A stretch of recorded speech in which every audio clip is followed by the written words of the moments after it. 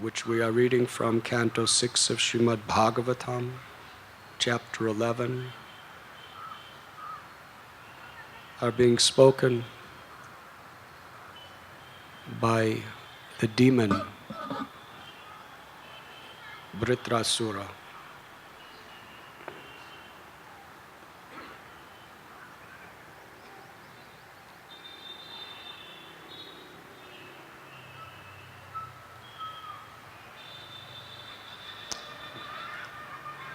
This particular verse was chosen by some of our leading brahmacharis for me to speak on today.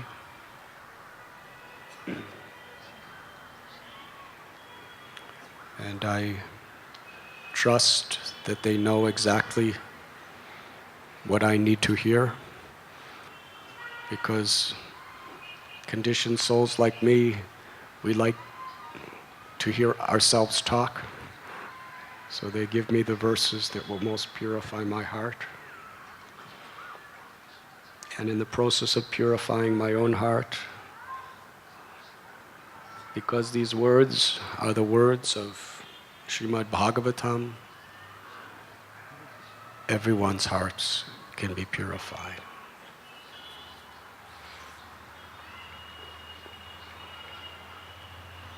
How is it that such prayers for unalloyed, undivided, pure devotional service could be spoken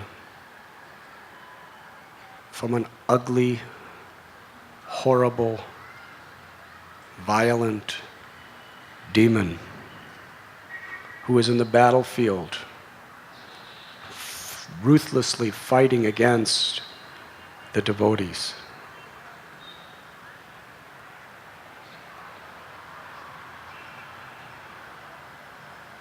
This story is very instructive.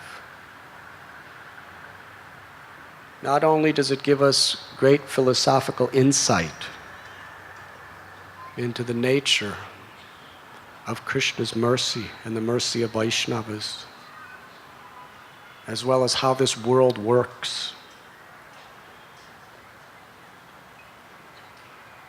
but it also reveals to us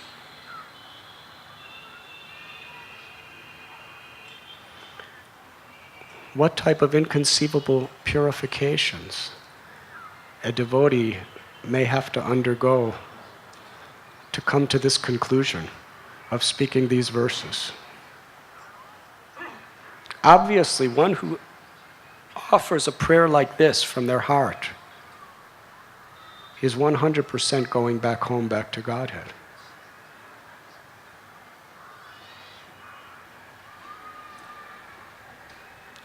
Shukadev Goswami was asked by Parikshit Maharaj, how is it that this demon could have so much love for Krishna? And Shukadev Goswami explains. He goes back to a time which was just about when the Satya Yuga was entering into Treta Yuga. Long ago, there was a Vaishnav, a great devotee. His name was Chitraketu. He was the king of the earth.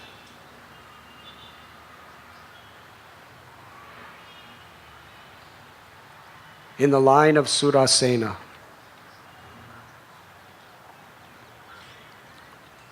He had everything, but he was miserable. The nature of the world. You can't always have everything.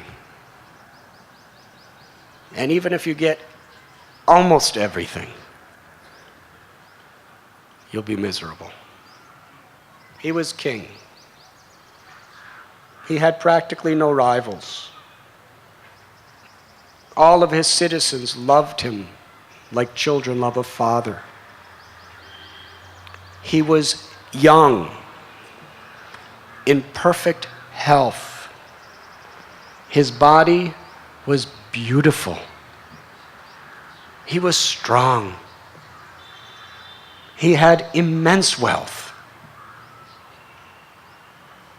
More than anyone could have in today's world. He was the king. Such opulences, eating the finest foods, living in the most royal palaces, wearing the most costly garments and jewels.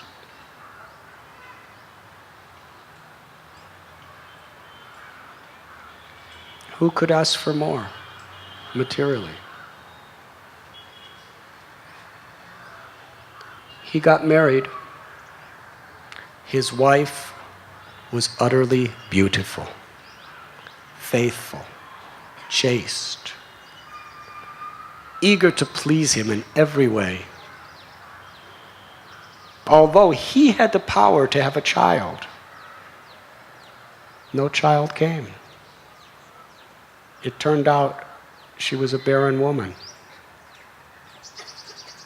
Now in those days, Kshatriyas were allowed to have many wives because they had the wealth, the power, the personality to satisfy all of them. So he took on a second wife. He protected the first one very carefully, but he wanted a child, a son. Not only for his own satisfaction, but as a duty to his forefathers. For so many generations, his line were the kings. Who would be the next king? It was meant to be his own son. The second woman, beautiful, all good qualities, but couldn't give him a child. Another and another and another, until he had an enormous amount of wives. But none of them would give him a child.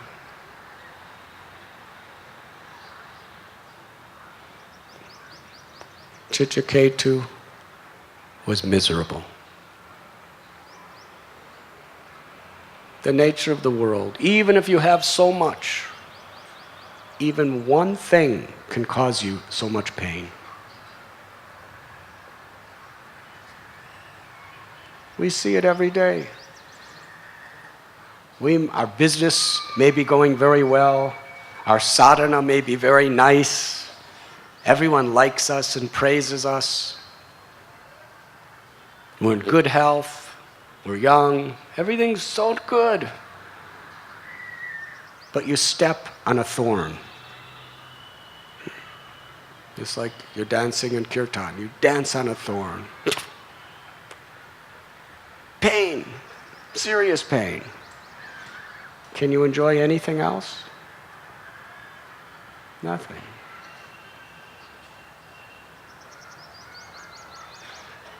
He was so much suffering. At that time, Angira Muni came to visit King Chitraketu.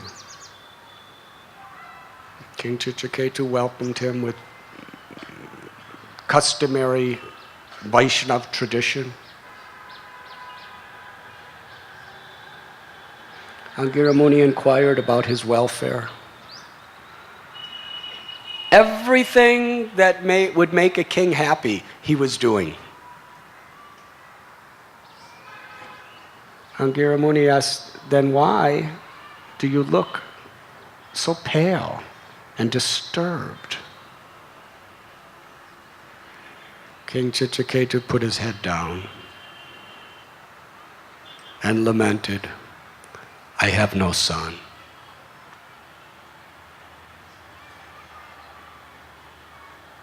He gave a comparison. If one is severely aggrieved by hunger and thirst, and someone comes and gives you a beautiful flower garland and sandalwood pulp, Will you be happy? Not at all. If your heart is lonely, no matter what else comes, cannot satisfy you.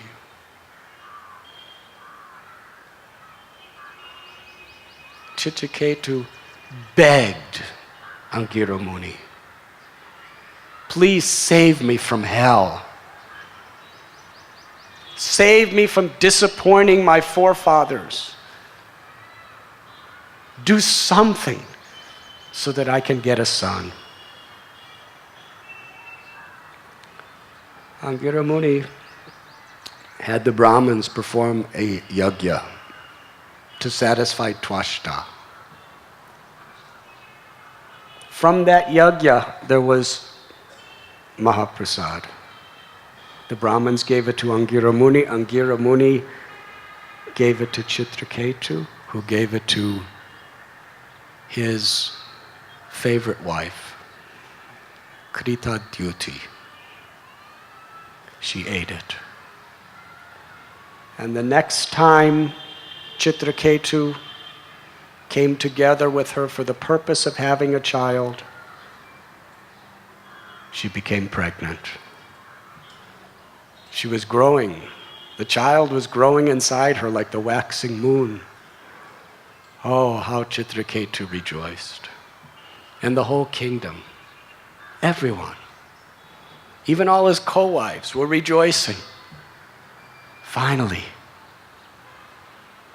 And the day of the birth of that little boy, Angira Muni told Chitraketu, when you have this child, name him Harsha Shoka. Harsha means joy. Shoka means lamentation. Now every child gives joy and lamentation. Chitraketu Maharaj had no idea to the degree he would get joy and lamentation. You see, lamentation comes in proportion to the joy we receive from something or someone. If you really love someone and they give you great joy, if they leave us, if they betray us, if they die, how much pain that causes to the heart.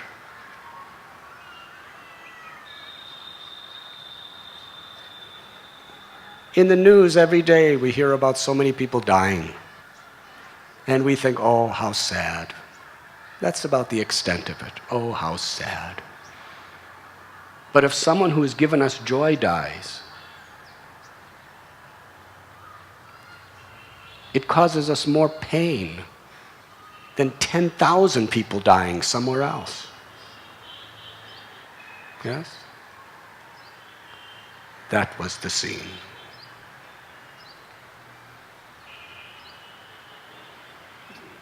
Human relations in this world are very, very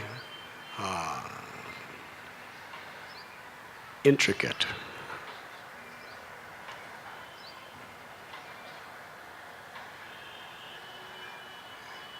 King Chitraketu, without even knowing it, he was just so caught up in his jubilation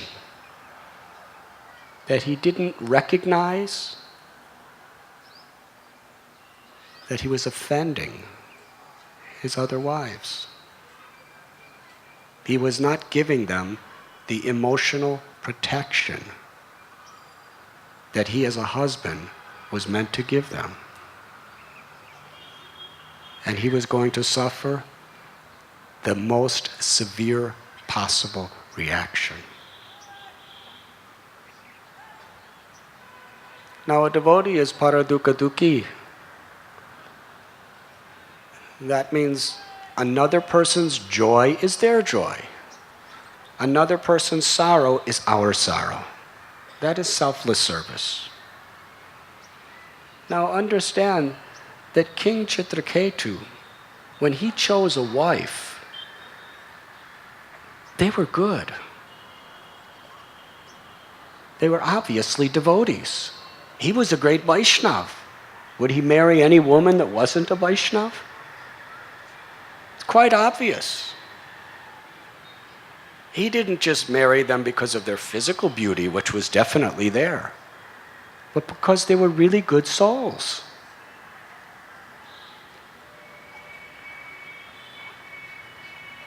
But he brought the worst out in them. They were definitely not pure devotees.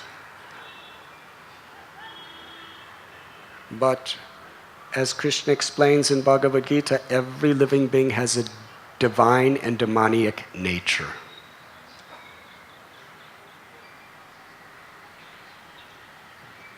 We give the example of the two dogs, the good dog and the bad dog. And they're both barking. They're fighting against one another. And the one that is fed the most food will become strong. And the one who you do not feed will become weak and lose the battle. And that food is the time we give it. When we invest time in feeding that good dog, that divine quality within us, by practicing devotional service, it becomes stronger and stronger and stronger. And when by following the regulative principles carefully, we neglect that bad dog and stop talking nonsense things and doing nonsense things and thinking nonsense things as far as possible by keeping engaged in good devotional service, then our demoniac nature is defeated by Krishna consciousness. Now, this is not only cultivated by ourselves, but it's also our responsibility to cultivate the divine qualities in others. That was Chitraketu Maharaja's grave mistake. By neglecting to feed the divine qualities within his wives, the demoniac qualities were getting stronger and stronger and stronger. That neglect was literally feeding the bad dog, feeding their demoniac nature. And those virtuous women became victims of envy. What is the nature of envy? Jayato vishayan pongsang sangosto shibajayate.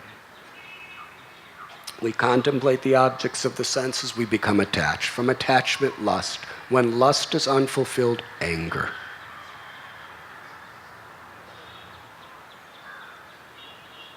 When we're not getting what we want and we see that someone else has more, we become envious. And envy and anger are so interconnected. When you are envious of someone, you're naturally, potentially very angry at that person. And when there's anger, we lose our intelligence. We forget what is right and what is wrong. And then we engage in abominable activities. That is what happened. These poor spirit souls became victims of envy. And day by day, their minds were working in such complicated ways. Why is he not looking at us? Why is he not saying to us? He used to speak such sweet words to me. Why all those sweet words are now for someone else? And they were talking amongst themselves. Our husband is in Maya. He's cruel. He's hard-hearted. We cannot tolerate this. Due to that envy, festering like poison within their hearts, it impelled them to engage in the most abominable activity. murder to an innocent little child. They fed it poison.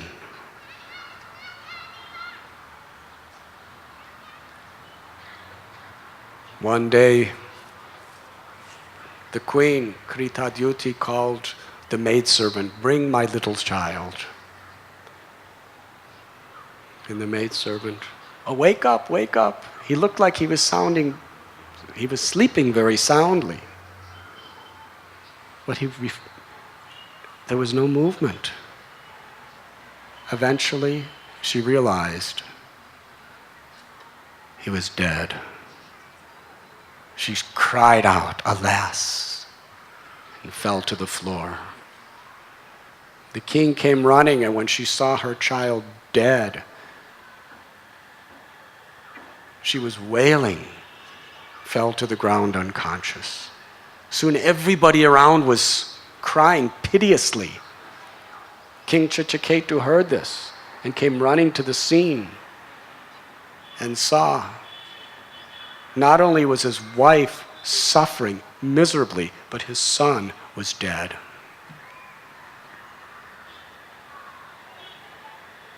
It was unbearable. But what or who gives you the most happiness has the potential of making you suffer the worst. It is the nature of love. And there are so many variegations of this phenomena. When you invest your love in someone, they have the capacity to cause you more pain than anyone or anything. Because pain of the heart is deeper and more excruciating than pain of the body, or even pain of the mind. Their hearts were pierced. And he was watching his wife. She just was beside herself, crying out, "What? Oh, Providence, why are you so cruel? Oh, Lord, what is the sense of what you're doing? Yes, I know that there's no law that a father has to live,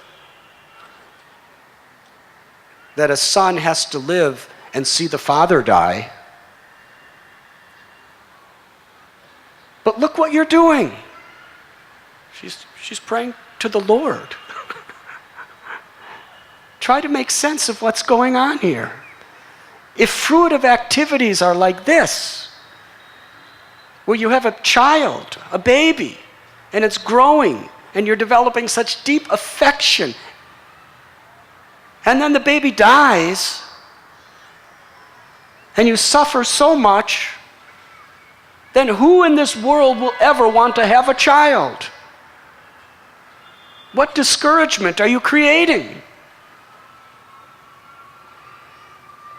Then she looked at her little boy and said, "Wake up. You've slept long enough. Please wake up." She was delirious. "Your playmates are waiting for you to play with them. Nice prasad is already made. Come and eat. Wake up. Why are you doing this?"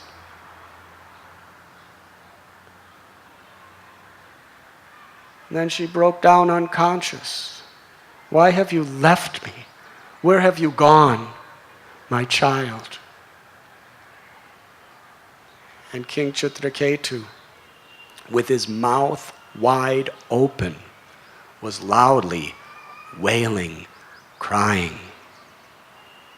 And all the other queens that conspired to murder this little child, they were all pretending to cry. And everyone in the world was crying. He couldn't do anything except lament. Hearing the news, Angira Muni came back to the palace along with Narada Muni.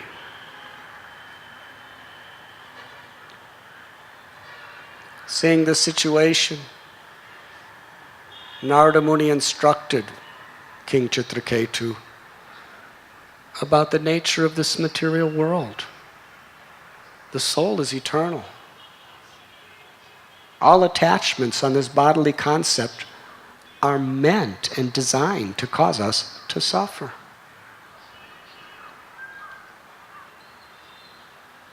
Why not take shelter of the Supreme Lord, which is the only real duty of this human life? Hearing this philosophy from Narada Muni, King Chitraketu was pacified.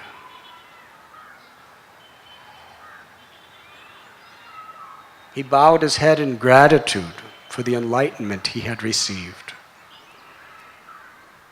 At that time, Narada Muni turned to the little child, the corpse, and said, "Oh, little Jiva, come back into this boy's body and speak to us why you have left. In fact, I give you the power to come back and grow up in this body and enjoy with your mother and father and become the next king and rule the world. Come back." Then the little boy sat up, opened his eyes, looked around, and spoke. "This body, this is not me. I'm the eternal soul. The soul is always manifesting various forms according to our fruitive activities and our karmas."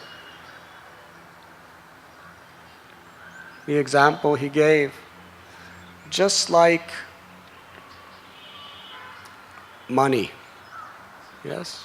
You have money and you give it to a shopkeeper to buy something, and then that shopkeeper buys some other stock for his shop, and the money goes into somebody else's hands. And then that wholesaler puts the money in the bank, and it goes in someone else's hands. And then the bank loans it out to someone else, and it goes to someone else. So money is going from one hand to one hand to one place to one place to one place to one place. Said similarly, the spirit soul. It's going from one body with a set of parents and brothers and sisters and cousins and aunts and uncles and friends and lovers, and then it goes to another and another and another and another. Who is my real father? Who is my real mother? Not these people. He looked at Chitraketu and Kretadyuti, not them. They're not my real mother, father. I've had so many millions and millions and millions of mothers and fathers. 8,400,000 species of life. We have mothers, fathers, sisters, brothers, and all other relatives. But in the passing of time, they're all gone. It's like a river. And all our different births in this material world are like waves in the river. The power, the river of time is carrying us. And we just, a wave, and then another wave, and another wave, and another wave. Birth after birth after birth after birth. And in every birth we become so entangled, we become so attached, we become so infatuated by the circumstances. Ignorant of the reality that in a flash it can all vanish. The little child did not desire, although Narada Muni gave him the blessing. If you want, stay in this body, grow up, give your father happiness, be the king. The child said, my karma is destined to go to another place. After speaking the knowledge of the eternal nature of the soul, the child laid down, and the soul again departed. But now Chitraketu and his wife, they understood. And not only that, after hearing this transcendental philosophy, all the queens that killed it, they were repenting, lamenting for what they had done. And they took shelter of the Supreme Personality of Godhead to atone for that offense.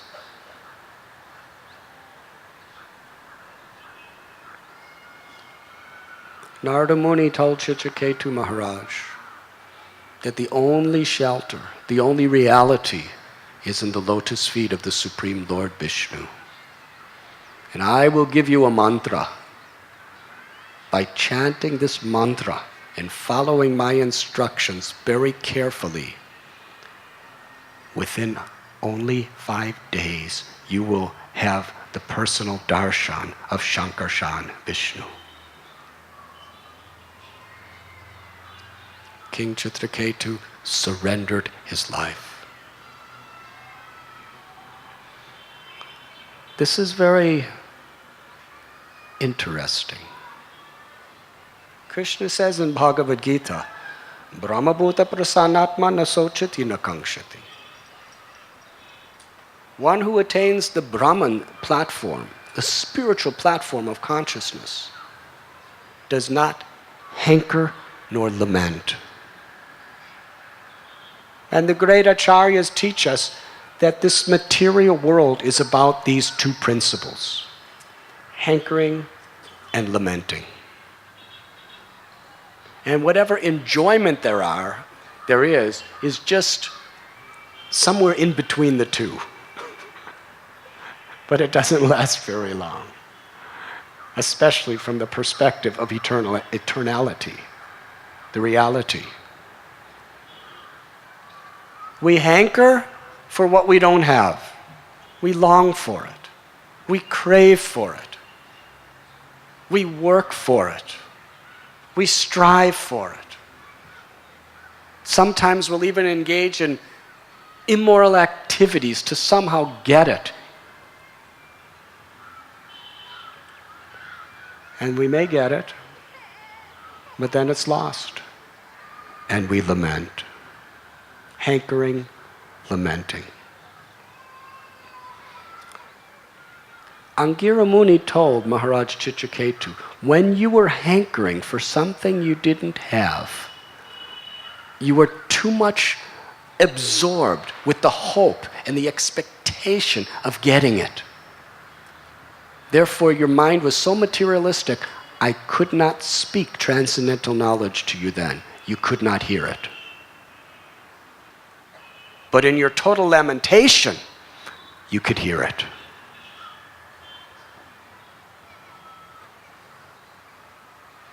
When he was hankering for something he didn't have, his heart was not receptive to Krishna consciousness. But when he was lamenting, when he lost it, and there was no hope of getting it back, then he was completely receptive. So of the two, hankering and lamenting is a more miserable situation. They're both miserable. Yes? When you're hankering for something, you're not happy. It's a very unhappy condition to be craving for something you don't have. Craving. Even the queens, they were craving, they were hankering, and they were lamenting because they didn't get it. So when we're craving for something, there's the hope that we'll get it. And therefore, the infatuation is just increasing, increasing, and increasing. But when we get it and lose it, it's done. Then lamentation. And in that lamentation, there's almost a hopeless situation. So King Chitraketu was not so intoxicated when he was lamenting as he was when he was hankering. They're both miserable situations. Lamentation is far more miserable than hankering.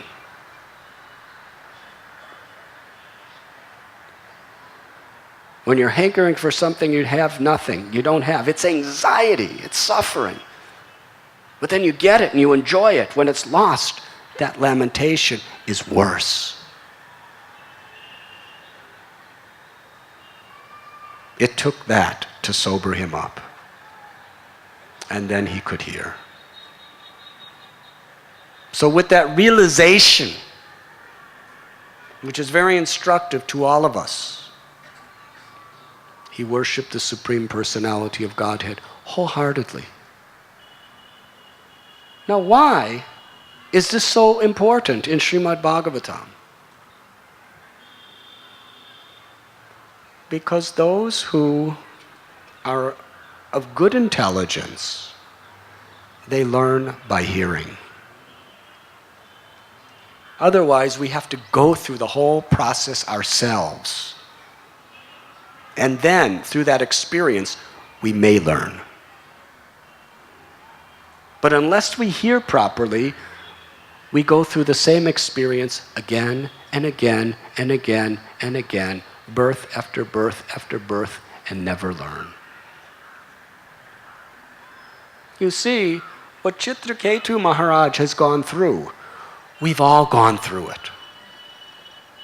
Probably hundreds and thousands of times since we've entered into this material existence. Still, we haven't learned our lesson. But if we open our hearts to submissively hear from Shukadev Goswami and the previous acharyas who are expanding this message, we could actually learn. We understand. Chitraketu is me and you. But if we just hear about some ordinary person like me and you, it doesn't affect us so much. Therefore, Chitraketu was staged in such a grandiose, amazing, and exciting story to really get our attention.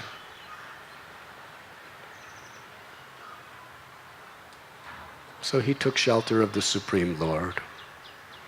Why? Because he gave up hope of being happy in the material world. This is a very, very fearful thought. But Srila Bhaktisiddhanta Saraswati Thakur taught us like this. It's not going to sell books in the market of the secular audience, because they are hankering for happiness in this material world, and in their lamentation they're just hankering for something else. They hanker, they lament. Then in that lamentation they hanker for something else, and then they lament and hanker for something else and lament. Birth after birth after birth. Srila Bhaktisiddhanta Saraswati Thakur said, you cannot really approach Krishna sincerely. You cannot really cry out his holy name with deep feeling until you lose hope that you can be happy in this material world. Because Maya is very powerful. Please understand, she's as powerful as Krishna. She's Krishna's own energy. Daiviheshu gunamayi mama maya duratyaya. Material nature, very difficult to overcome. These three modes of nature, the gunas, are like ropes that keep us bound and drag us and pull us from one activity to another. And we're like prisoners, just being dragged from place to place, from thing to thing. What are we doing? And we consider ourselves the doer. Ahankara vimudatma, so foolish. We think we're ourselves the doer of activities. But actually, we're just being dragged by the ropes of ignorance, passion, and sometimes goodness. But Krishna is the master of creation. Maya dyakshena prakriti. It's all working under His control. By our free will, we come into material nature because we want to enjoy separately from God. And once we come here, we are under the laws of nature. Krishna is not directly involved in our fruitive activities and the reactions. They're happening just like the king. When you go into a prison house, he's not directly putting you in this cell and punishing you for this or that. He has the agencies of the law doing that work.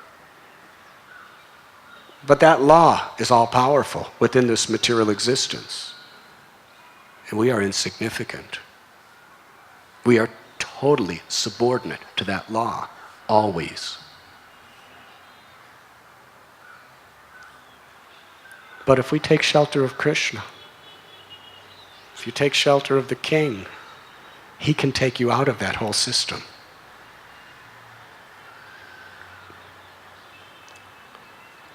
Just like in the United States of America, when the president is about to leave his office, he has certain powers where he can release prisoners,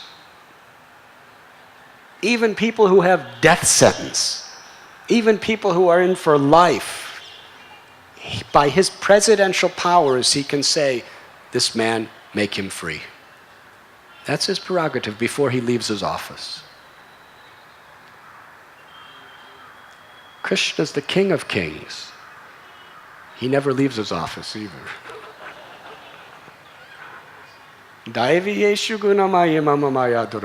Right now, don't blame Krishna for our suffering. We left him, and okay, here's this material nature, there's 3 modes, and there's karmic laws, and you make what you want to make out of your life. You're responsible. The joys that come are the karmic reactions to what we've done. The sufferings, the karmic reactions. We may not understand how they work or when or why or any of those other things, but they're all working together, ultimately to bring us to surrendering to Krishna.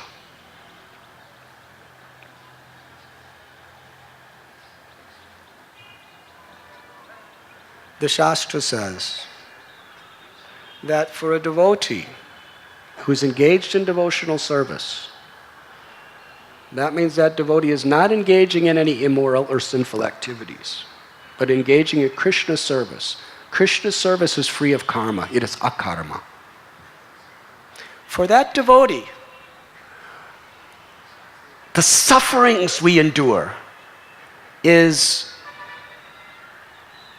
exhausting all our previous sins. And the happiness we're getting is exhausting all of our previous piety, our material happiness and our material sufferings. So let it all go. We just keep doing devotional service. And yes, we suffer. So many reasons to suffer. All our sinful karmas of all our past lives are just being burned up by that suffering. And the material happiness, all our pious activities are being burned up. And at the time of death, when there's no more pious or impious activities, there's no more rebirth. And if we're fixing our mind on Krishna, we go back home, back to Godhead, by chanting His holy names.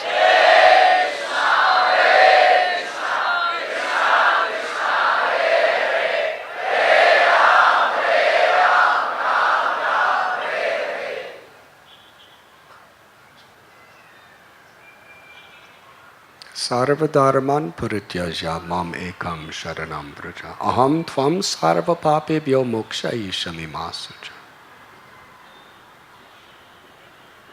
Krishna says, abandon all varieties of dharma, because most varieties of dharma are meant for material happiness, artha, kama, dhamma, moksha.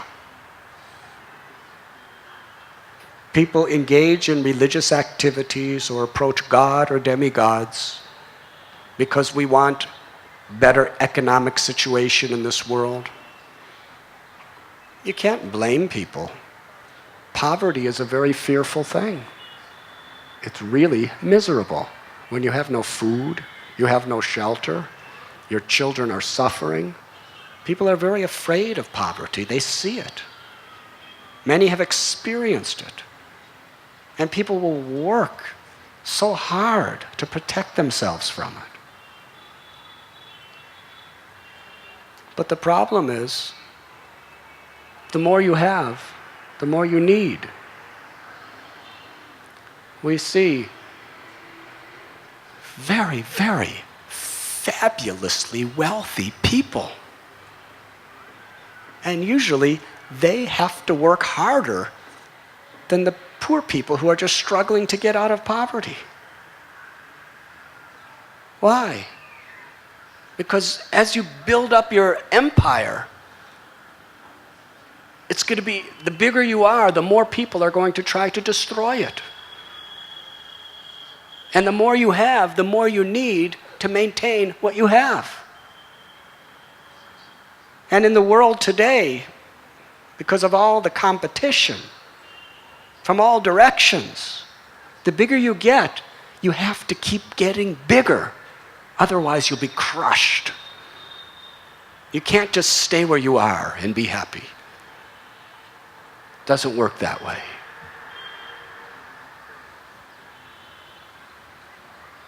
Not in the mode of passion. So we see millionaires, billionaires, they're just flying all over the place and under so much stress and so much anxiety. Why?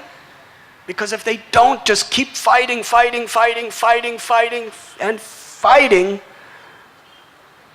then they'll lose everything. Everything will collapse. And they'll be disgraced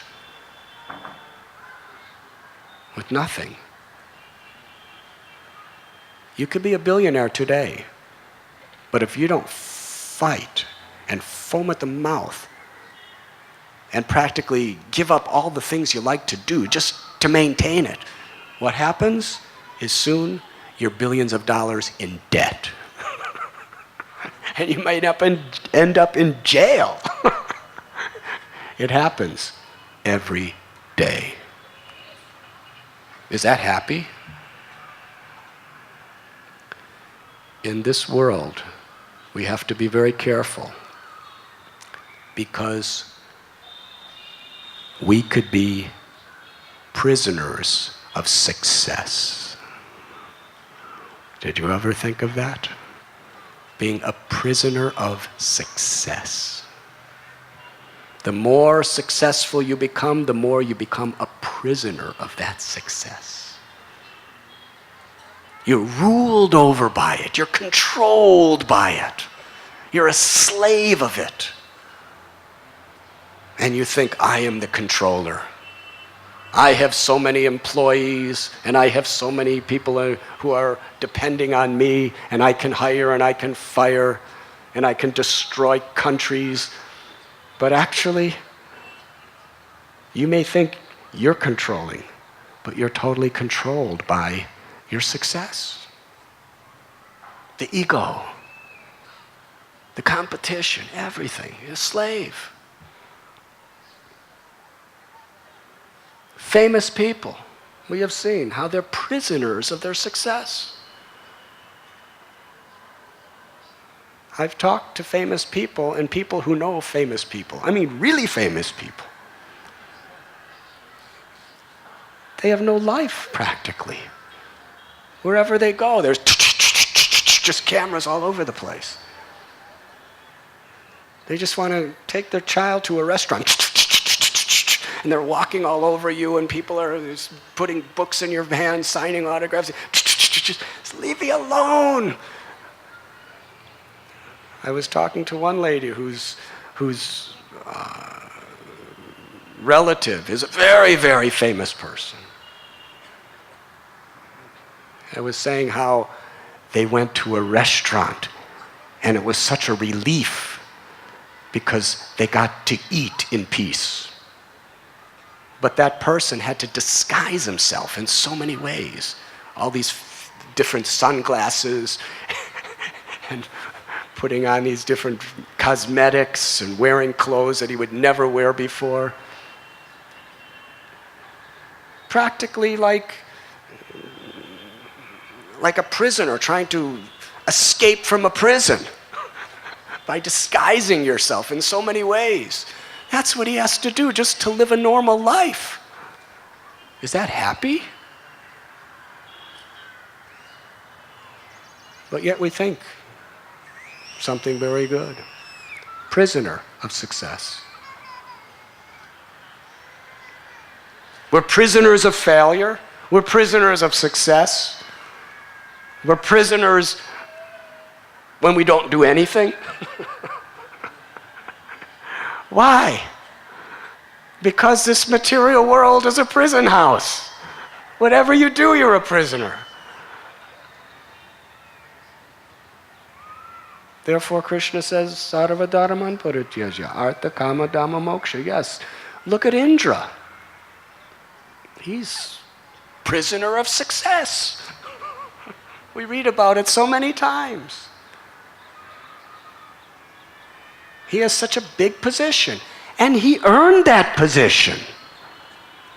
Please understand, it wasn't that Indra was just accidentally born like this. In previous births, he had to perform so many tapasya, so many austerities. He had to perform such yajnas. He had to engage in so many pious activities, birth after birth after birth. He worked really, really hard to get the post of Indra. And now he has all that opulence and all that power and all that control. But in Srimad Bhagavatam, is he happy? He's always worried. He's always in anxiety. He always needs something else and something more. And this is the heavenly planets. What to speak of this planet? It's a prisoner.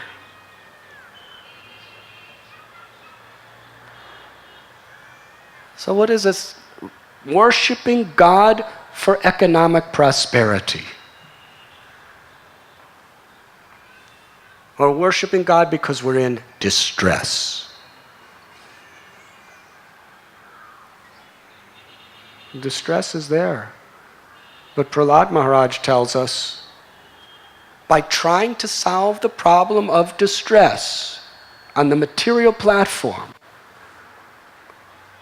the solution may solve that particular distress, but it creates more complicated problems than the original problem.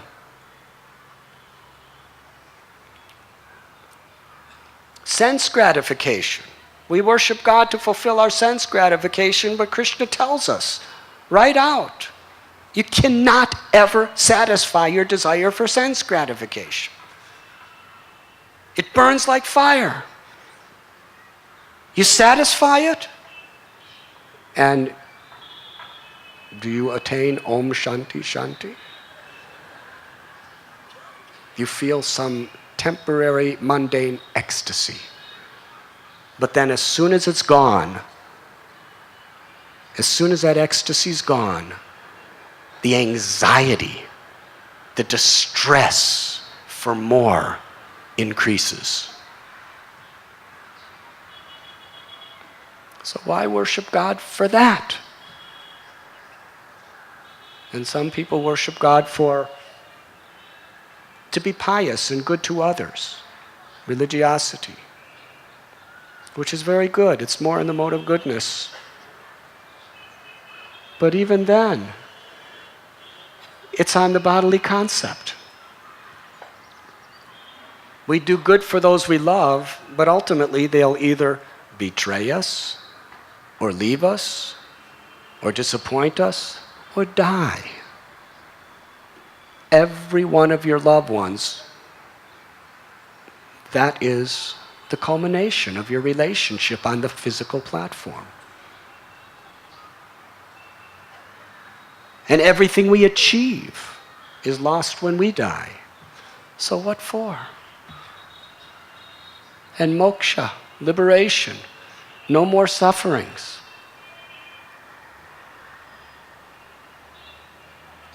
But for a devotee, liberation is worse than hell, mukti. Because the real need of the soul to love is not satisfied. Aruya krishtena paramparam tata. Therefore, the likelihood of being in that Brahmajyoti is we fall down again into this material world. Why? Because the need to love and be loved is still missing within the soul.